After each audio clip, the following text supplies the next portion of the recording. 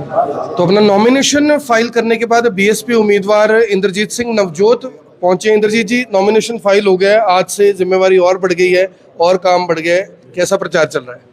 देखो, प्रचार तो जो मेरे को 4 तारीख की टिकट मिली थी, उस प्रचार का असर तो आज आपने बाहर देख ही लिया है। तो मैं एक बात और कहूँगा कि ये जो पब्लिक थी जो बाहर थी, ये बहुत ज़्यादा इनसे परेशान थी, क्योंकि ये हमेशा ही बड़े लंबे समय से यहाँ बाहरी कैंडिडेट उतारते थे, और वो जब इनकी वोटें लेके बाहर बाद में इनकी सुध भी नहीं लेता था, और छोटे छोटे काम के लिए भी वो जहाँ का होता था, अगर दिल्ली का होता था तो दिल्ली जाते थे लोग, अगर वो रोहतक का होता था तो रोहतक जाते हैं।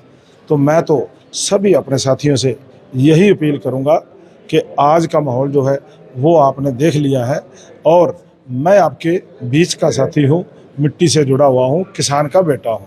अगर आप इकट्ठे होके मुझे मौका देते हो तो मैं कहता हूँ, जो आपकी पिछली परेशानी रही है कि बाहर वालों के पीछे पीछे आपको कभी दिल्ली और रोहतक दौड़ना पड़ता था, मैंने तो आपके बीच में ही रहना है और बीच में ही रहा हूँ। आपको कहीं धक्के खाने की ज़रूरत नहीं पड़ेगी। मेरे को तो यहाँ लोकल कहीं मैं अपने गांव तक भी गया, और रास्ते में भी बाँह पकड़ के आप अपना काम करवा सकते हो। और बड़े लंबे समय से आप परेशान भी थे, और बहन जी का धन्यवाद करता हूं जिन्होंने करनाल लोकसभा को उनके बीच का कैंडिडेट दिया है। जब किसान आंदोलन था, किसान आंदोलन में पब्लिक का बहुत सपोर्ट रहा किसानों के साथ, और जो आपके प्रचार में एक छोटी सी कमी देखी जा रही थी, जो बाकियों के लिए काफ़ी सरदर्द था कि किसान विरोध कर रहे हैं बीजेपी जेजेपी का, उन्हीं किसानों ने, और किसानों के जो नेता हैं गुरनाम सिंह चढ़ूनी, एक बड़ा नाम है हरियाणा में, उन्होंने भी समर्थन दिया आपको। कितनी बड़ी उपलब्धि मानते हैं और क्या इससे फ़ायदा मिलेगा?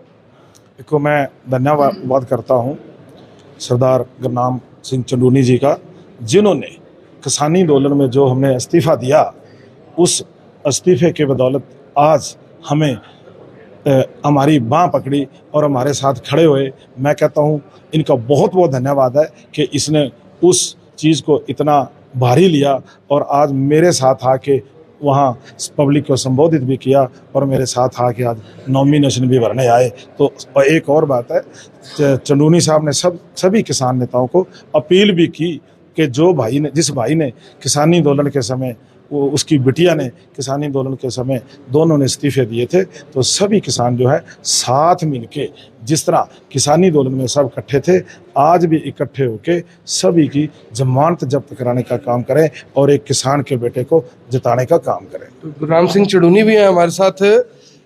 चढ़ूनी साहब, 5 साल किसानों ने आंदोलन किया, सोशल मीडिया ने आपको बहुत कवर भी किया, थोड़ा सा इधर आ जाए प्लीज़, किसानों को बहुत कवरेज भी दी। उस समय की बात होती थी जब चढ़ूनी साहब ये कहा करते थे कि जब चुनाव आएगा तो पब्लिक इनको सबक सिखाएगी, किसान इनको सबक सिखाएंगे, और अब तो किसानों के बीच का ही एक शख्स इंद्रजीत नवजोत आपके लिए, आपके साथ खड़े हो गए, आप उनके साथ खड़े होंगे, क्या समझते हैं?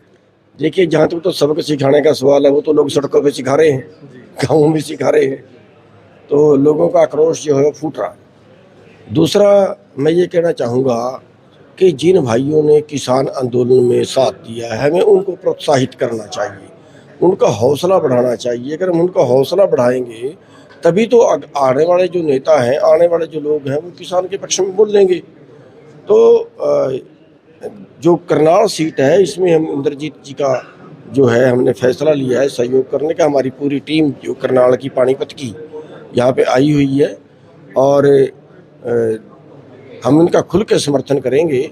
और दूसरा ये है कि जब तक किसान और मजदूर, यानी कि पूरा कमेरा वर्ग एक झंडे के नीचे नहीं आएगा, एक जगह पे वोट नहीं करेगा। अभी देखिए, देश के ऊपर, देश तो किसानों और मजदूरों का है, देश तो गरीबों का है, लेकिन राज बड़ी कंपनियों का है, बड़े कारपोरेट घरानों का है।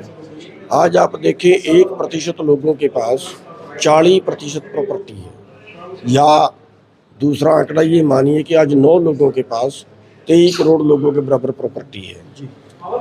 23 करोड़ लोग रात को भूखे सोते हैं, 33 किसान कर्जे में रोजाना मर जाते हैं।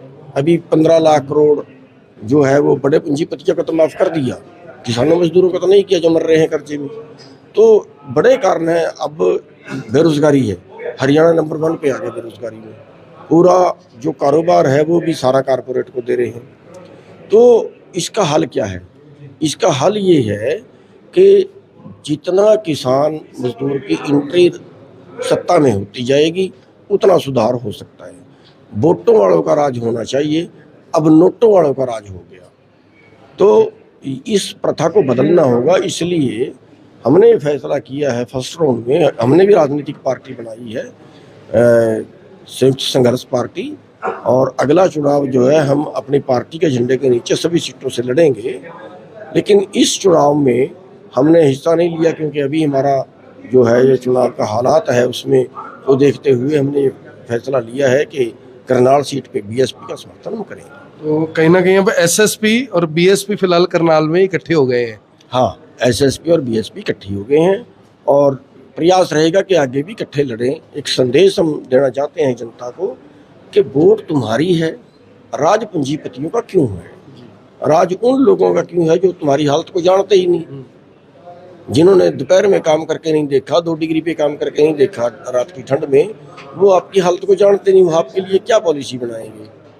तो इसलिए हम सबको इकट्ठा करने का एक प्रयास कर रहे हैं। धन्यवाद चुड़ूनी साहब, आपका हमेशा आशीर्वाद भी रहा हमारे साथ और हमने बड़ा काम भी किया। देखिए मैं ये कहता हूँ कि सरकार अब आपके ऊपर केस बनाया, सारी दुनिया को पता है झूठा है, कोई इंसानियत है क्या ये?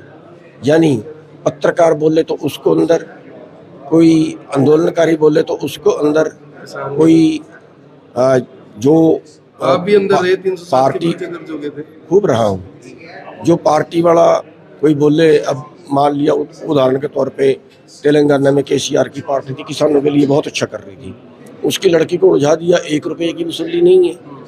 केजरीवाल जी जो थे उनके मुकाबला कर रहे थे, उनको अंदर कर दिया, 1 रुपये की वसूली नहीं है। इसी तरह से कितने, अरे अब तो हद ये हो गई कि नॉमिनेशन जब भरने जाते हैं तो नॉमिनेशन वालों को नॉमिनेशन रद्द करवा देते हैं। अब इससे ज़्यादा गुंडागर्दी क्या होगी देश के अंदर? आपके साथ क्या किया है? कोई इंसानियत बची है क्या? पत्रकार जो है वो एक, जिसको हम चौथा स्तंभ बोलते हैं, जो सच लिखता है, सच बोलता है, या जो गुप्त चीज़ें होती है वो निकालता है, जिसको किसी से सवाल करने का अधिकार है। अब वो भी सारा आप देखें, जो बड़े चैनल हैं वो किसी में बोलने की हिम्मत है क्या? अंबानी के हैं, अडानी के हैं, सुभाष चंद्रा के हैं, तो आप लोग जो थे वो आवाज़ जनता की उठाते थे, उन्हीं को प्रिय कर दिया और अभी और सख्ताइयाँ बरत रहे हैं आगे के लिए। अब और सख्ताइयाँ बरती जाएंगी पत्रकारों पे कि जो छोटे यूट्यूबर हैं उनको सवाल करने का अधिकार है भी कि नहीं है।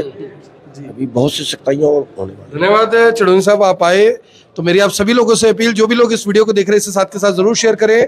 संयुक्त संघर्ष पार्टी ने बहुजन समाज पार्टी को यानी कहीं ना कहीं अपना समर्थन दिया है, किसानों ने अपना समर्थन दिया, और अब देखने वाली बात होगी कि आखिर अब 25 तारीख को जो लोग हैं किसके समर्थन में वोटिंग करेंगे, और उस वोटिंग के बाद 4 तारीख को यानी 4 जून को क्या नतीजे रहने वाले हैं। अभी नामांकन के लिए 1 दिन और यानी कि 6 तारीख है, 6 तारीख को कितने लोग और नामांकन करते हैं ये देखने वाली बात होगी। मेरी आप सभी से अपील, इस वीडियो को देखने वाले इस वीडियो को